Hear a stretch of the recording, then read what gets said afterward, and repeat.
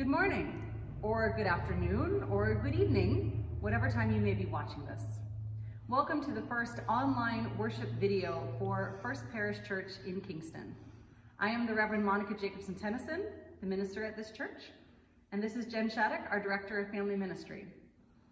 Today, and temporarily, we are a church apart, but we are also still a church together, because a church is not just the building and not just an hour on Sunday morning.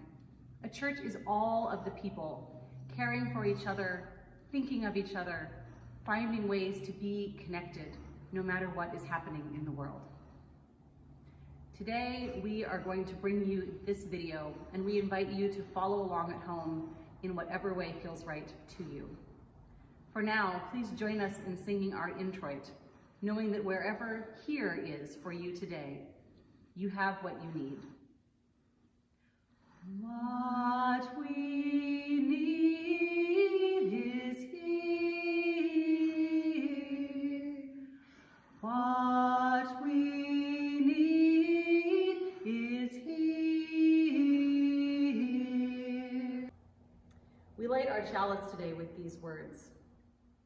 We gather today through the miracle of technology at the beginning of a time of distancing, knowing that we are called to do new things in the service of all, knowing that this change is an expression of love, knowing that we will learn how to gather at a distance.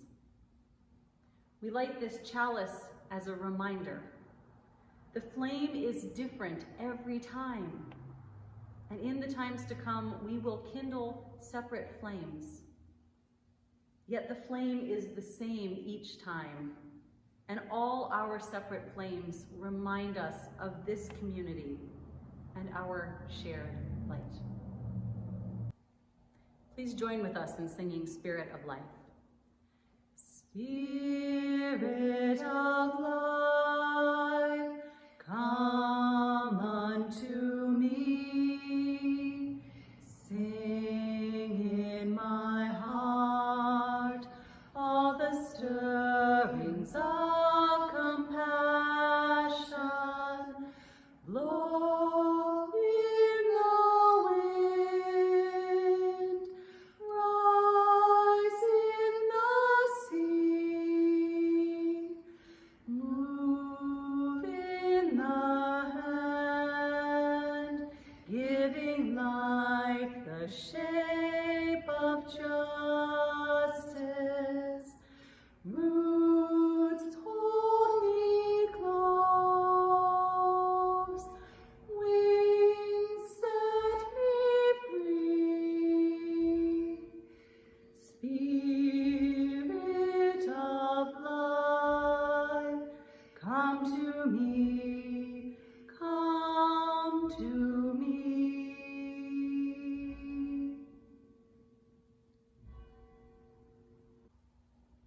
Our reading today is a poem titled Pandemic by the UU minister, Reverend Lynn Unger. What if you thought of it as the Jews consider the Sabbath, the most sacred of times? Cease from travel, cease from buying and selling. Give up, just for now, on trying to make the world different than what it is. Sing, pray, touch only those to whom you commit your life. Center down. And when your body has become still, reach out with your heart. Know that we are connected in ways that are terrifying and beautiful. You could hardly deny it now. Know that our lives are in one another's hands. Surely that has come clear. Do not reach out with your hands. Reach out with your heart. Reach out with your words. Reach out all the tendrils of compassion that move invisibly where we cannot touch. Promise this world your love. for better or for worse, in sickness or in health, for as long as we all shall live. So call it social distancing or call it healthy spacing, whatever you call it, why is it that what we are doing now, gathering separately, staying home, why is that so necessary? Perhaps you read the article in the Washington Post with the thought experiment about water lilies. It goes like this. Imagine a pond, and on the pond is one water lily. The water lily doubles each day, so on day 2 there are 2 water lilies. On day 3 there are 4 water lilies. On day 5 there are 8, and so on. It takes 48 days for the water lilies to completely cover the pond. On what day is the pond half covered? Day 47. On day 20, you can't even notice that the water lilies are beginning to overtake the pond. This is called exponential growth. It means something that happens at an accelerating pace, faster than you might expect. And that is the way that virus transmission works as well. Each day that people go about their normal business, the rate of infection goes up and up and up. Each day that we slow down and connect at a distance, taking breaks, only doing what is necessary, we slow the spread. We flatten the curve. It takes longer for the water lilies to cover the pond. Maybe you saw the article from the Boston Globe yesterday by Billy Baker about Boston being quiet. He said the worst rush hour traffic in America has suddenly become nothing to worry about. He called it the great pause. This business of distancing, slowing down, doing our parts. He ended the article by saying, when will we reach the other side? It's impossible to say. Life inside the great pause does not provide such answers. The only thing certain is that this moment, this massive challenge that has been racing toward us for weeks, is here. It is here and we are meeting it. I have seen so many posts from so many places all over the country, ministerial colleagues and friends who own independent bookstores, everyone doing their part to pause, to slow the transmission. My friend who owns a bookstore posted and said, maybe later some people will say, what an overreaction. Not that many people even died. It wasn't that bad. And that is how we will know that what we are doing has worked. Not that many people will die. It won't look that bad. You will know your success by the feeling that it was an overreaction. These are times to be cautious. Thinking about this great pause, I shared that Boston Globe article on Facebook yesterday, and this is what I wrote. What a remarkable thing. All those millions and millions of people creating the great pause in the hope of easing the impact of this pandemic. I've been thinking about the impact, about the limited number of intensive care unit beds in the US, probably fewer than 100,000 ICU beds out of a total of just under 1 million hospital beds in a country with a population of 327.2 million people. And the huge need for us to flatten the curve so that those beds are available for the estimated 20% of people who will need hospital care as a result of COVID-19. I've been thinking about the healthcare providers in Italy and the terrible choices they have had to make as so many more people are sick and they have had to decide whom to treat, who gets a bed, who gets a ventilator.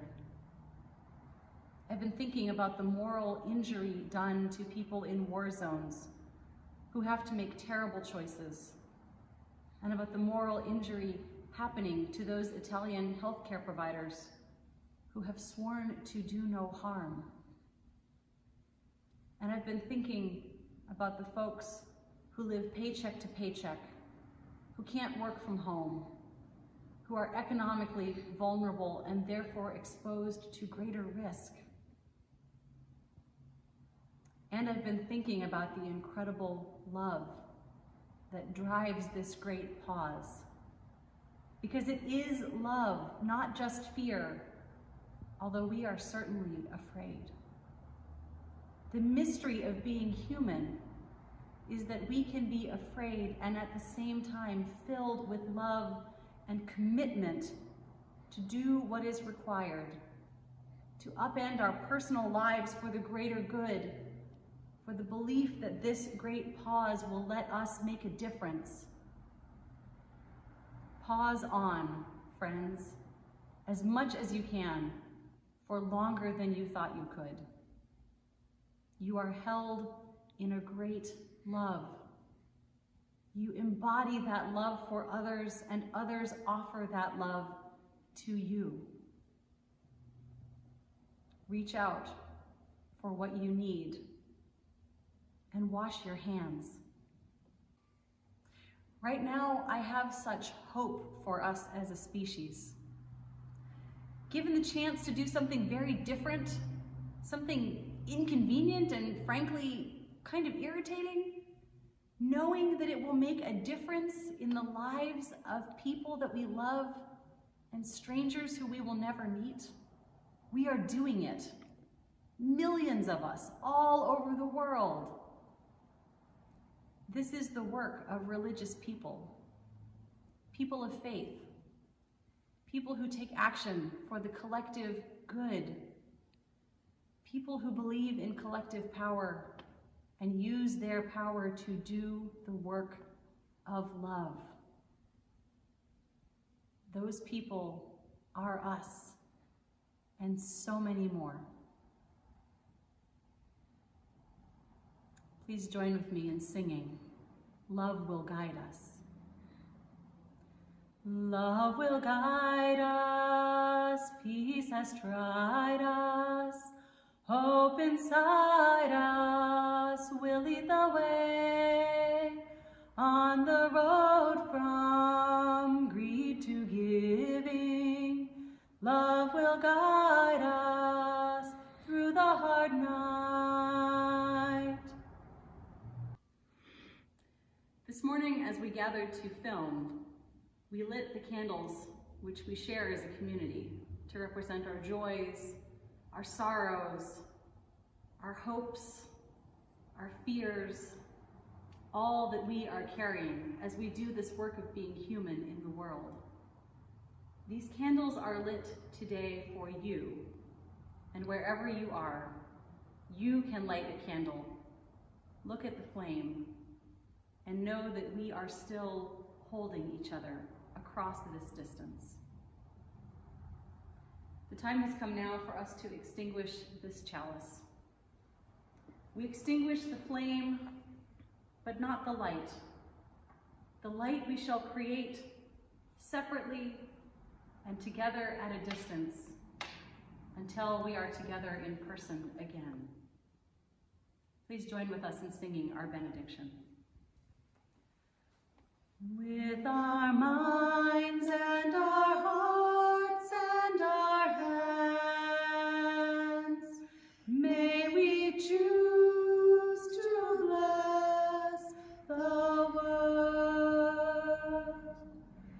With our minds and our hearts and our hands, may we choose to bless the world. May you bless the world in this time by staying home, practicing healthy spacing, washing your hands and caring for your heart. Text or email us if you need us, and watch for information about online chapel and conversation groups. Be well. We love you.